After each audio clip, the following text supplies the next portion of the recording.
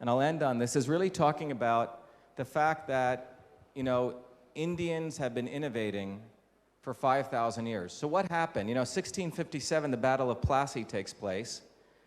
The British go from being a trading partner to being an occupying partner. So everyone knows the history, right? You had the pillaging of India, the removal of assets, but something deeper took place, which was a deliberate rewriting of history to denote that we are not innovators. So you can be a CEO of Microsoft, CEO of Google, but the thought of a dark-skinned Indian being a symbol of innovation, that bothers people. You see, because that's changing a narrative. So very few people knew about J.C. Bose. Aryabhatta actually did the elliptical orbits of planets. Right, but we as Indians, we don't fight for that, do we? I mean, you read Kepler's physics book, it starts with Kepler. Where's Aryabhatta in that equation? Where's Bose? And these, I want to argue with you, these narratives need to be changed. Because we're always going to be looking outside of ourselves for who the innovators are. I go to many, many innovation conferences, Bill Gates, blah, blah, blah, right? But where is our own cultural heritage of looking at our own people? And I'm not saying this is a race issue. It's much deeper than that. It's a cultural, psychological issue about who we are. And the fact is, Indians have been innovating for long, long periods of time. And so my work recently has been to, particularly in the area of medicine, validate this using even the norms of modern medicine. So I'll give you one of them. Some of you may know everyone know the Genome Project, the Human Genome Project? Well, about 10 years ago, 15 years ago, in the 1990s, we started sequencing the human genome.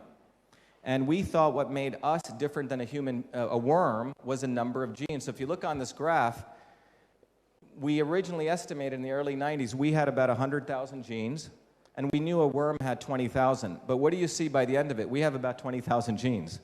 So the entire notion of Western biology, which is reductionist not a systems view of the human body, but saying genes are who we are. So if you had the gene for blue eyes, you must have blue eyes. If you have the gene for this cancer, you're going to come with cancer. So what turns out of the Genome Project, the irony is, it turns out that we are not our genes. We have the same number of genes as the worm. So the complexity is not related to number of genes. So what happened was people started recognizing we needed to go to a systems biology. By the way, this is a picture of a whole human, the heart, different tissues. So biology, Western biology, realized that it was not holistic in its thinking, holistic in its design. It needed to move to a systems biology. So that's in 2003, after I'd started another company to do email analysis. I came back to MIT, and I was very fascinated because the National Science Foundation said, could you create a mathematical model of the whole human cell? We have about 10 trillion cells. By the time you leave this room, or tonight, about 10 billion cells will have died. And so each cell is a chemical refinery. And the idea was, could you create a mathematical model of the whole human body, the human cell, by piecing together the siloed pieces of information? Essentially, could you create an innovative model that could help model the whole human cell? So this was the first paper we did, and what we recognized was where biology was. These are what I call ball and stick diagrams. Anyone take a chemistry class? No one? If you take a chemistry class or a biology class today, you will learn biology with diagrams. The professor will get up and he'll say, this is a Krebs cycle. In the last 10 years, what's happened is biology is moving from this to mathematical models. We're learning how to calculate the speed of these reactions. So the idea was, if you could connect these models together, you could model the whole human cell. And each one of these little pieces of knowledge is coming from biologists who are in their little silos. So it's a systems approach. Computational systems biology. Emphasis on the word system. So that's what I built.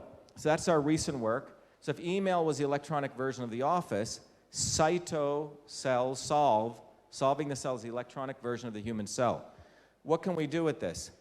What you can do is, you can completely change the way that medicines are created. Today, the way medicine is done in a very reductionist way, they take a test tube, they put cancer cells, there's 30,000 potential compounds, you drop a compound, a single molecule, you see if it does anything. If it does, then you kill a bunch of animals, and then that takes around 6.5 years. And if that works, then you get the FDA to approve you, then you go, hopefully not hurt too many human beings in third world countries. And then after 9 years, then you get a drug, okay? And that drug, by the way, only has 10% efficacy.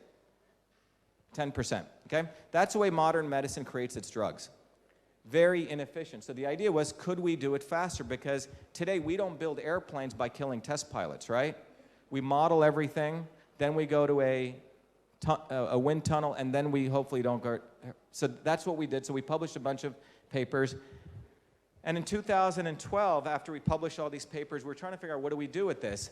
This paper comes out in Nature. It says combinatorial drug therapy for cancer. What does that mean? Today, if you, God forbid, have cancer, you get one drug. In pancreatic cancer, the gold standard is called gemcitabine. It's one drug that you get to try to hit that cancer. This paper, we don't know who wrote it, but again, Nature's a very respected magazine, and we're the only ones cited in there as having the tool to do combination drug therapy. Why is this important? Well, in our Indian tradition, which was always holistic, which was not about just solving one problem here and forgetting about how it's going to screw up everything over here, because the history of Indian innovation did not come from war. It came from living in coexistence with other human beings and with nature. Period.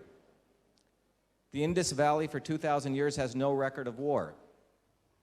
This is a history of our people, and it's our culture, which we should embrace, because that's our source of innovation. If we keep looking outside, we're going to develop models of innovation that may not really work for us, and products that may come out of it which have no value to our culture. So in this example, you see this Siddhara yogi mixing. In fact, most Indian homes have mortars and pestles still. If you don't, you should get one. But what was he doing? He had some notion of your body, like my grandmother did, and for you, a particular mixture was made. So it's personalized medicine, and it was combination. And why is combination important? You see, in Western medicine, we give you one drug, one molecule. And we try to find, the way you do drug development is they do it with what's called efficacy and toxicity. So anyone take Brufen or paracetamol? If you look on the back, it'll say 200 milligrams or 400 milligrams. It took them many years to figure out that dosage, because they need to give you enough so it has efficacy, but you can't give you so much that it kills you, okay? So you're playing with this game, but so you're giving this much of one drug. What our yogis and our rishis have figured out, why give this of one drug? You give a little bit of a whole bunch of things. Because if you give a lot of a bunch of things, you lower toxicity, and you have a synergistic effect. I'm going to show you an example of that. Throughout Asia, the #1 cause of death is liver cancer. India, China, Mongolia, Asia, it's about 3 billion people. Indians have 1/3 less liver cancer than anyone in the world. An epidemiological study showed it has to do with curcumin. Curcumin is the active ingredient in haldi, manjal, I don't know right, haldi in Hindi, which is the active ingredient in curry. So what we did was, this is now becoming the validation of our system. So what you see here, this outer circle is a cell wall, the inner circle is the nuclear wall. With Cytosolve, what we've done is, we went through 6,000 papers, we looked at every molecular reaction having to do with inflammation. Inflammation is the leading cause that leads to cancer. And what you're looking at here is curcumin, the molecule, where it interacts in all different places. This molecule here, you don't have to know this as a homework assignment, it's called prostaglandin. If you have inflammation and I check your blood, that's at a high level. So what you're seeing here is we have shown where curcumin interacts at the molecular level. And then now we're looking at resveratrol, which is grapes. So this is like you having a curry meal with some red wine. What we can do is, what happens now is when people do these combinations, no one knows how they're doing them. So a lot of the knowledge gets lost. So what we're doing here is we are simulating 0.15 means a high level of inflammation in the body. I'm not giving any curcumin, no resveratrol. Then I give curcumin 5. You see that second line? And it drops down to 0.05, which means curcumin has a very positive effect on reducing inflammation. In the third experiment, I just give resveratrol, and that brings it down to 0.06 from 0.15. Now, this is a cool thing. This is what everyone calls a sum of the parts is greater than the whole, the holistic effect. I've reduced curcumin from 5 to 3, 40%, resveratrol from 5 to 2, and you see it drops down by 200%.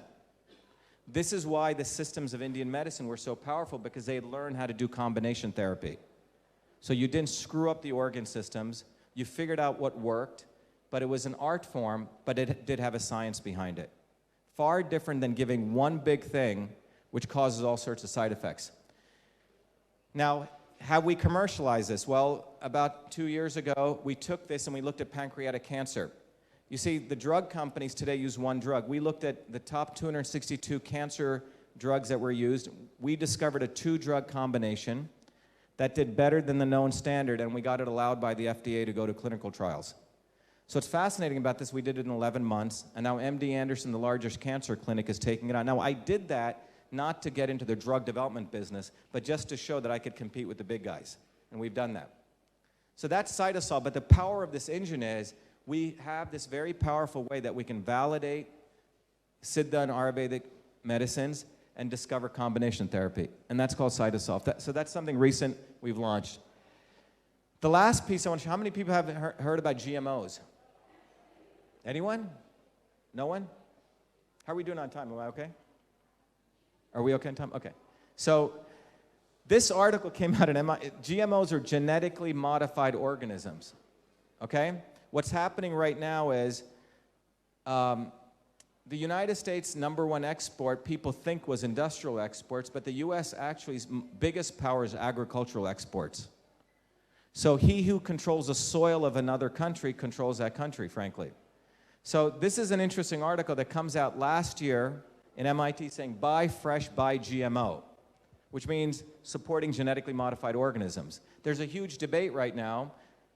This article says that India and Africa must use genetically modified organisms because we have a growing population and we don't have enough farmable land. It turns out that's a completely bogus argument if you talk to some of the most eminent scientists in India. So what we did was in the US, there was a raging debate, pro-GMO or non-GMO. 94% of Americans want their products labeled. If it has GMOs, 64 countries already do that. India already supports labeling. America, 3 weeks ago, passed a bill denying the states the rights to do that. In spite of 94% wanting it, it's pretty clear Monsanto bought off a lot of the congressmen in the US. So there's a huge debate raging. So when we looked at this, by the way, here are ads in news, people jumping around corn. 94% of soybeans are GMO in the US, 91% of corn, and 90% of cotton. But there's a debate out there. So we took a middle ground, and we wanted to understand, is there a difference between a GMO and non-GMO? What the pro-GMO people say is if you have a GMO corn, it's exactly the same as a non-GMO. It looks and feels the same. So it's like, what's the difference between the Hulk and David Banner? So what we did was, in the 1970s, President Ford had signed a bill into Congress to support innovation, which was, if you had created a medical product, let's say a pacemaker, and I installed it in you, and later we created a new version, and that took, by the way, 7 years to get through, and I created a new version, maybe just change the color, they didn't want to wait another 7 years. So there was a concept called substantial equivalence that Ford put through, which was basically, if this device was the same, about the same, I didn't have to have it tested in a human being. So what happened in 2000 was Obama appointed the former head of science policy of Monsanto to become the deputy director of the FDA. No conflict of interest there. And Michael Taylor said, I will just use this law because I'm just making an itsy-weeny, teeny little bit modification to a corn. It should be about the same. So that's the policy that runs the US policy on substantial equivalence. So GMOs are being used in the field without having to go through any testing. Okay? So when you look at this, it turns out that the manufacturers define what the characteristics are. So the law is sort of weird because if it's around the same from an innovation perspective, and what are the characteristics? If it tastes the same, feels the same, if it weighs the same, has a certain nutritional component, it gets allowed. So what we did was we wanted to figure out what are the criteria. So using cytosol, so talk about using an innovation now to actually use it for human good. We used cytosol to actually model soybeans. And we went through 6,837 experiments, all those molecular pathways, we integrated it. And we found out there's a big difference in GMOs. GMOs actually create formaldehyde, which is a carcinogen, and they deplete glutathione, which is an antioxidant. So this is what you see. That's the system, how a GMO detoxifies formaldehyde, and in the GMO, formaldehyde is actually accumulated. When we put this out, you can find out the buzz has hit all over the internet, and this is, by the way, what it does to glutathione. So there's a substantial difference. No major US media will pick this up, which is fascinating. The Monsanto funds nonprofit groups. Okay, one of their chief scientists, an article just came out that he was heavily funded by Monsanto.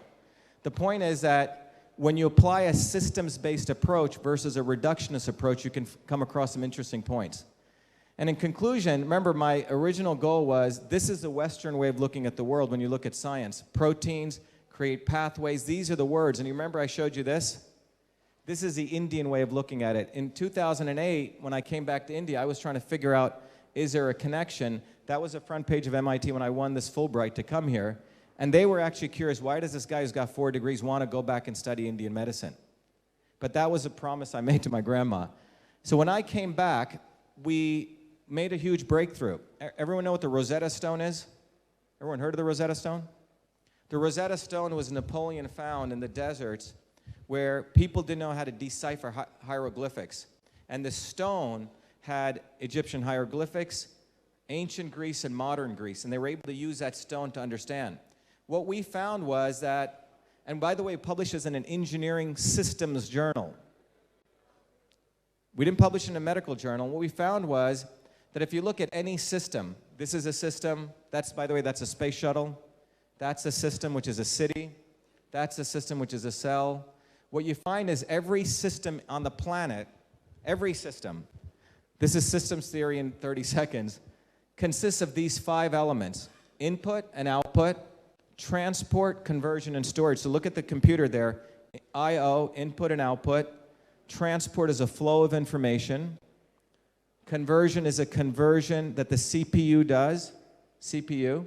And then you have storage, which is a hard drive. Even you take stuff in, stuff comes out, your digestive system processes it, and then you have storage of fat, storage of memory. This is a foundations of systems theory which came out in the 1930s, which is a foundations of Western systems theory. And then if you add a bunch of other things around this, this is a core system. You take the output, you feed it back into a sensor, a controller, a goal, you get what's called an intelligence system. The thermostat in this room, if you want to maintain it at 70 degrees, right? Or 80 degrees, what do I have? 80 degrees. That's the goal. You have this feedback mechanism which looks at the output, the thermostat compares it, the controller lets more heat in or cool in, but this is called a control system.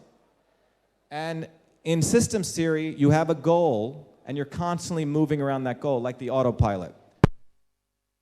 Conversion and kapha is storage. So Bach picked the top mark in medical terms. It turns out that our ancient Indian rishis were actually looking at the body as a complex engineering system. And what they had actually discovered was you cannot look at the body as molecules. It gets too hard, too much data. So they abstracted it to a much higher level. Follow what I'm saying? So the rishis and the yogis of India were 5,000 years ahead of what we call modern control systems theory. So in that paper we showed that, and that became the basis of a course we innovated at MIT called Systems Health, which we used to teach to a group like this, MDs, PhDs, yoga teachers, but it was the first time that we were able to prove to the Western audience that this wasn't just some snake oil. This was actually foundational theory. The problem what occurred over the last 300 years with colonialism was a lot of this got suppressed. You have to sit down and argue that, but it's just in repetition. People don't understand this rich foundation of it. So that was a paper we created into a course. We actually made it into an application now, and we give it away for free, so you can use it to re-educate yourself as a body, as a system. And I'm going to end, I think the key thing is when you look upon Indian innovation, if you look at what I saw, what you did with the Chodapur, right? It's fascinating because you applied the same approach that I did when I was a 14-year-old, meaning you went among people and you really learned what the women actually wanted, right? Even your marketing campaign was not like we're going to do broadcast marketing. You went among ordinary groups. In 1978, I couldn't do marketing. I actually had to interact with these women, these secretaries. The point is, innovation doesn't come out of someone sitting somewhere and dictating terms. The greatest innovations come out where you're actually among people solving civilian problems. But the main point I want to make sure when I showed you that triangle is, we should not get lost in this, frankly, this alien concept of innovation, which is it comes out of big industry, Silicon Valley, and the MITs, which frankly, most of their innovations, for better or worse, come out of war. And I could go down the litany of them. The history of Indian innovation actually comes out of civilian use, solving day-to-day problems, and that's our rich culture of innovation. It actually talks about going into ourselves. So I really want to emphasize is that we don't need to look outside. You know, we don't need to look... I mean in a progressive way, right? Because you can end up going in a wrong direction also. I mean in a very rich way that we have a history of, 5,000-year-olds of innovation. So the fact that a 14-year-old boy invented email should not be that surprising, frankly. It is surprising to some people if you create the narrative, it comes out of this golden triangle. But to us Indians, it isn't that surprising. So I want to encourage, as you start looking at models of innovation, let's look at the ways that we did things. Let's look within, and that was really the promise of our rishis that gave to us. And this is not some religious promise, but it's actually a scientific truth. So that's what I want to really share with you, and that's really the Indian way of 21st century innovation. And I believe Godrej has been doing that consistently for the last 100 years. So I think Godrej is poised to take on the Indian way of doing innovation. Thank you.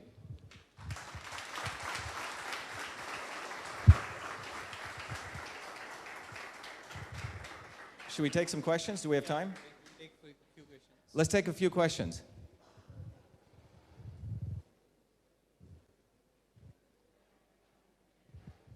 Here. Hello. How are you? Yeah. So, what I want to just comment is that this innovation word is being thrown around everywhere. I mean, people say that this is innovative, that is innovative. But, I feel that there is a lot of ambiguity. I mean, they do something different and they say, this is innovative, this is the next best thing and stuff like that. I mean, why do people say that I'm an innovator or that?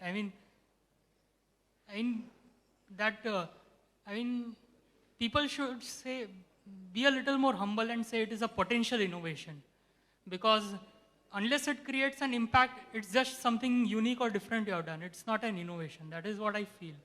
The people who create real innovations, they don't set out that aaj kuch innovative karte. They want to solve a problem and they get it solved. If it is by the old method or applying some other solution, old solution for the new thing, or they do something totally different. They don't say that I'll do only innovative and I'll solve this problem. And I feel that it is a wrong mindset. What do you think about this?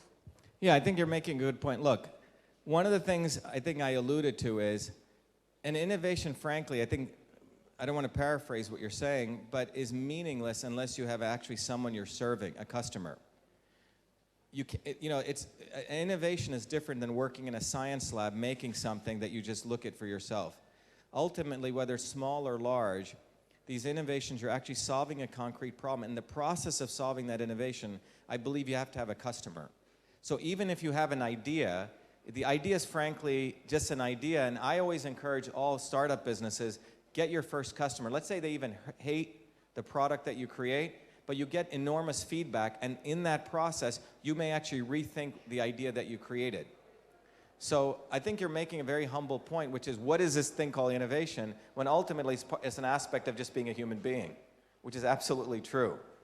And so in some ways it shouldn't be glorified into this enormous task, but it has, because since the industrial era, we started slicing up people. Okay, you work in this silo, you work in this silo, you work in this silo. When innovation is just an aspect of integrating multiple aspects of who we are to actually solve a concrete problem. So in some ways, it isn't such a big thing, but it has become such a big thing because we forgot our roots of where innovation really comes from, which is actually in normal environments addressing basic problems, small or large. So I agree with you. Thank you. Uh, what I want to say is not a question, but I'm amazed to see that a scientist who can actually solve a problem at a molecular, a cellular level, and you could use the same philosophy and abstracted it to a system where you are talking about the academia, military, and industry complex. So I was really amazed to see that how you abstracted your knowledge from a cellular, like a molecular gene level to at a large system world level. So that's really, really amazing.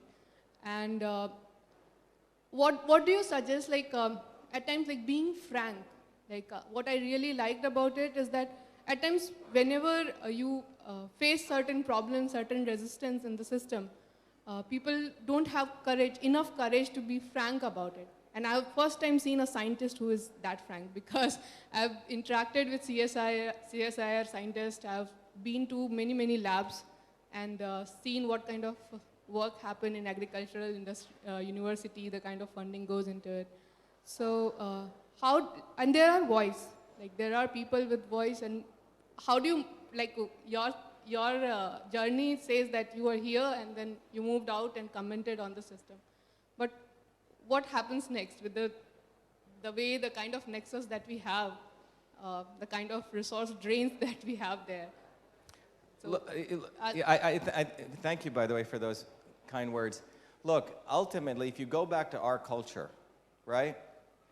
The history of the Indian culture was not about making money. You know, Western culture, and culture is a big difference. It's reductionism, it's narcissism, and it's imperialism. And I don't mean this in a negative way, it's just what it is. Those are the elements of it. It's very different than holism, seeing things at your part, collectivism, and seeing things as contributing things. Now, in that culture, what you start learning, I mean, I was probably not that different than most of you, but I was fortunate because I had a mother whose father, in the Indian culture, ran away with the maid, okay? Think about that. My mother had to face her father leaving her, and she grew up with this sort of the scarlet letter. My dad came from Burma with no education. So I was always, and my dad's family essentially contributed everything to Subhash Chandra Bose, okay? So I was brought up by a mother who was far more independent than any women I even see today. People talk about women's liberation. My mom was probably 2 generations ahead because she realized she didn't need a man. She didn't want to get married. So I was brought up in an environment of realizing that you have to fight for what you want, that ultimately it's you and your maker. And ultimately, if you look at what our rishis said, it's really, we have to go within ourselves. We all exit stage left one day. And I think if you're truly a scientist, truly an artist, and truly an inventor, there's only 2 things that you care about: truth and freedom. Otherwise, you're living in a minimum security prison. And that's ultimately what innovation's about. So courage, I think, is a very underestimated quality in every aspect of human existence. If you're creating something, having the ability to fail, that's courage. And history is really made by those people who have courage. And I think the environment, that's why I'm saying, when I came in here into this room, you guys have an extraordinary opportunity. The fact that a company with enormous wealth has created this environment and gives you this inclusive environment to have this courage, man, you guys better freaking take advantage of it. I'm being very serious because not that many people get this advantage. And you have to exercise your courage, you have to exercise your liberty, you have to exercise your freedom, because if you don't do that, you're not a human being. So when you ask what runs through my theme, it's because, you know, when I was a 5-year-old kid, I had a very close friend, and I wasn't allowed into his home because I was a low-caste kid and I was given water in a different cup. I didn't hate him, but it made me think, why was I treated differently? And you have to ultimately think, are you willing to live in a minimum security prison and let certain people operate this world? Because we ultimately determine what the world is. We have the right to innovate any type of future we want. And if everyone here takes that courage on, I'm telling you, we can create heaven on earth tomorrow. That's a possibility that we have as innovators. And that's the promise that we need to make to our children and to our, you know, and that way innovation occurs much faster, human suffering ends much quicker. So I feel very, very fortunate to be able to speak here with you. I feel very fortunate to be able to share this because I hope this has an effect on you guys rethinking how fortunate you are. I can't tell you how fortunate you guys are. You're like 0.00000000001% of the human population who gets to come into work here every day, gets paid for it to change the world. And you better freaking take advantage of it in the most courageous way possible. Thank you. That's me on my soapbox, but I had to say that.